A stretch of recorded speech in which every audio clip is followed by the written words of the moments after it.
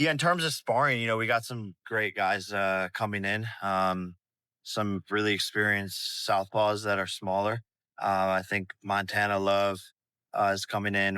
Shakur Stevenson wants to come in. Jermaine Ortiz. We're gonna hit up Erickson Lubin, some of these guys. So we're just gonna bring in a plethora of fighters that are fast, quick, shifty southpaws. With Canelo Alvarez. Shakur Stevenson has no relationship with Jake Paul. None. We heard, oh, Boots is a sparring partner. How much you got paid for that? So now, isn't that also applicable to Shakur Stevenson? Is he not also a sellout? Like it's honest. But again, I want to see them fight. I want to see some aggression. Tank would have that if it was anyone he actually felt was worth it. I just don't know if he thinks Jake's worth it. Again, I get that feeling that he just is there. Jake Paul just shocked everyone by bringing in Shakur Stevenson to spar for his fight with Gervonta Tank Davis. Out of nowhere, Stevenson wanted to join Paul's campaign. That move has everyone talking. Jake says his team stacked up with fast southpaws to copy Tank's style, but Shakur's name, that's the real headline. No one saw this coming. Yeah, in terms of sparring, we got some great guys coming in. Some really experienced southpaws that are smaller. I think Montana Love is coming in. Shakur Stevenson wants to come in. Jermaine Ortiz. We're gonna hit up Erickson Lubin, some of these guys. So we're just gonna bring in a plethora of fighters that are fast, quick, shifty south. Hold-up analysts are already suspicious. Why would Shakur Stevenson, a world champ, suddenly link up with Jake Paul when they've got zero history? Some believe it's all about money. Just like when Boots and a spar with Canelo, except this time, there's no family ties. No background, just business. Did Jake Paul drop a fat paycheck to bring Shakur into camp? Shakur Stevenson reached out to Jake Paul in support of him preparing for Gervonta Davis. Help me understand, what is the difference between Boots Ennis reaching out to Canelo Alvarez in support of his preparation for Terrence Crawford versus Shakur Stevenson reaching out to Jake Paul in preparation for his fight with Gervonta Davis? Tell me, what is the difference? I'll tell you what the difference is. The Ennis family actually had a relationship with Canelo Alvarez.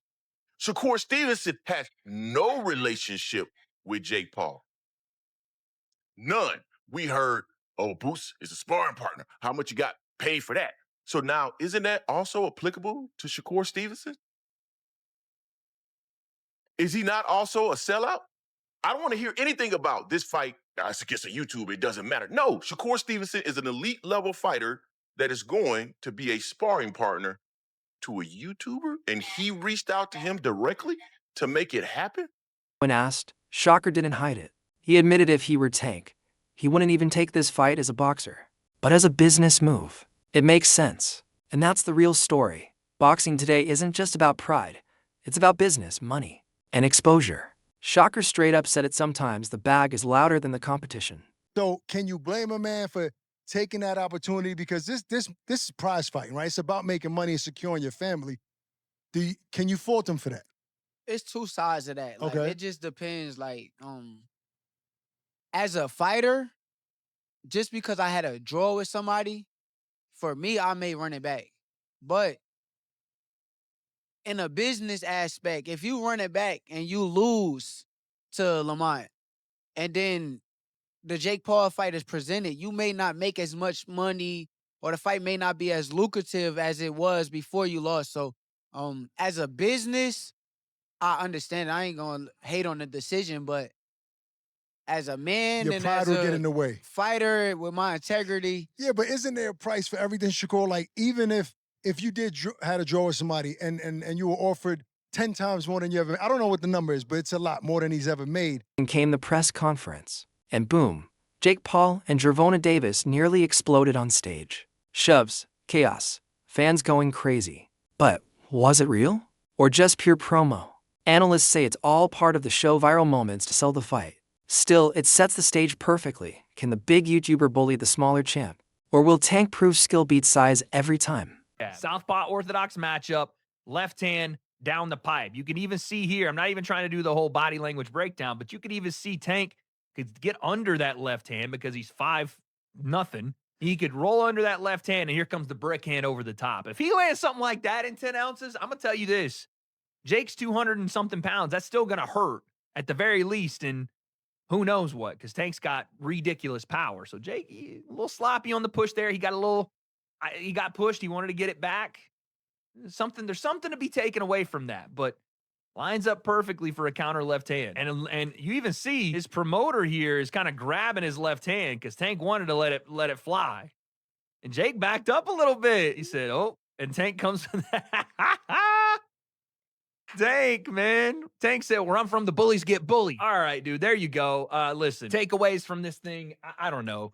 Tank seemed to have a little bit more energy today. He seemed to be more lively. Him going back and forth with the media, with Jay Leon, with Jake, with Aiden Ross. There seemed to be a bit more energy today. That's all I really asked for. So in terms of, selling us on something, sure. Better job today from both guys. Jake, seemed a bit more locked in here with Tank as well. They had a little bit more fun. Tank going after Nikisa was pretty funny. But listen, this doesn't change anything in my mind. The 10-ounce gloves doesn't really change anything to me. I mean, again, I think that's a bad idea for Tank, more so because even if Jake doesn't land clean, those are 10-ounce gloves, still going to hurt. Tank is still punching in gloves that are 2 ounces heavier than he normally uses, so I don't know how that's a win for him. The $2 million bet almost certainly won't happen, which I didn't think would in the first place, but Tank pretty much confirmed it.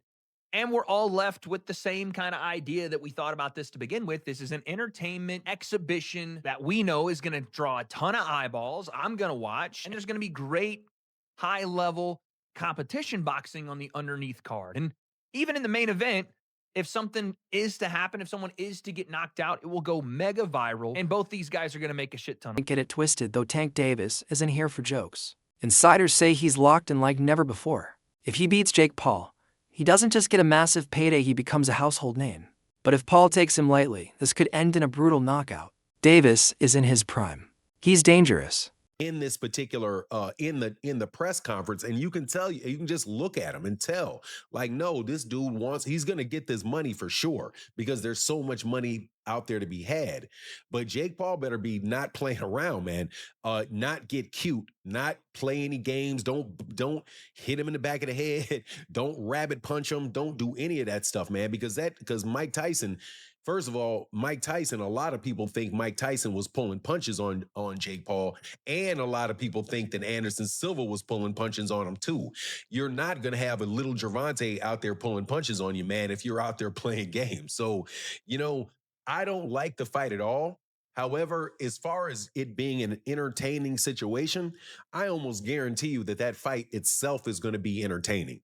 That it's going to be something that you look at and you're going to say, man, everybody's going to watch it. Everybody's going to want to know what happens in it.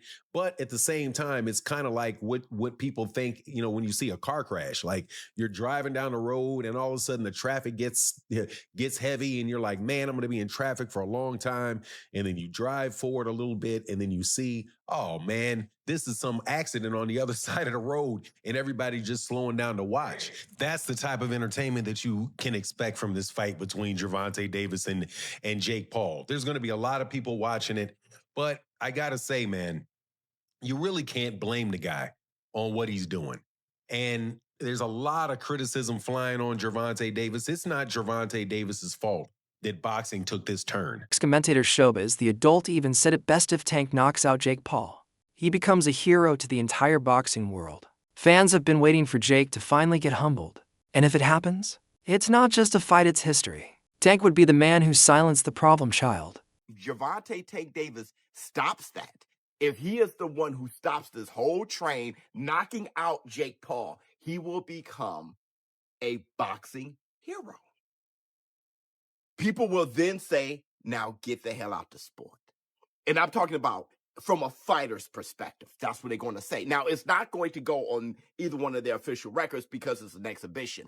But it doesn't matter, because optically, visually, seeing that go viral, and I mean go viral, and Jake Paul will never hear the end of it. We're going to have to help you up. We're going to help you up. We're going to see about it. Help you up. We're going to... Because Gervonta Tank Davis is not only a real boxer, he's a real boy. He's 5'5". He's a lightweight. Skills pay the bills. Let him knock out Jake Paul, give him Bambi legs, or knock him down. Gervonta Tank Davis, that moment, will go viral, and he will be a far bigger, well-known boxer than he is today, and he will also be a hero. And that's the Black Two Sugars. That you guys don't want to admit it. Don't bull jive. Think about it. He will be a boxing hero. It will go viral over and over. It's the same thing.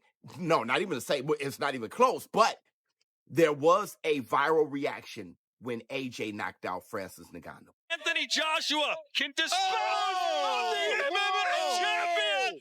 When AJ knocked out Francis Ngannou in the first round, it was like, now get out of here. Not everyone thinks it's a war. Timothy Bradley straight up called this an easy money fight for Tank. He says Jake Paul has zero chance. For him, it's simple. Paul brings the audience, Tank brings the skill. Low risk, huge reward. Your innocence and say that it ain't fixed. Because check this out. Tank ain't gonna lose this fight. Hell no. Hell no. Tank ain't losing this fight. Too many hoes. Man, Jake don't have enough experience. Yeah, man, it's gonna be taking candy from a baby. You know, Jake is missing the rules. See, this is what happened when you don't grow up in the game. When you don't grow up in the game, man, at a young age, this is what happens. You know, you start reading your own press clippings. That's what Jake is doing. You know, fighting this lower level competition, and now he think he the ish. Now he think he the man. He ain't the man. You kidding me? He is not the man. Oh no. Yeah. False sense of security. Now he try to pick on small folks, right? You know, and I don't mean that in a bad way. Yeah, I'm just saying size-wise. Yeah, that's another thing, boxing one-on-one. You can't pay attention to size. Hell no. I told y'all it's the size of the heart, right? In that damn dog. It ain't the size of the damn dog, and I told y'all that, man. Yeah, it's the same thing here. And it's about the smartest dog. Tank too smart for him. Tank got too much boxing IQ for Jake, man. This gonna be easy. Easy. Like I said, man, Tank, please, man. Don't do this to boxing, bro. If there's anything, man, shoot. Man, we can put together some kind of account for you, a GoFundMe account or whatever, bro.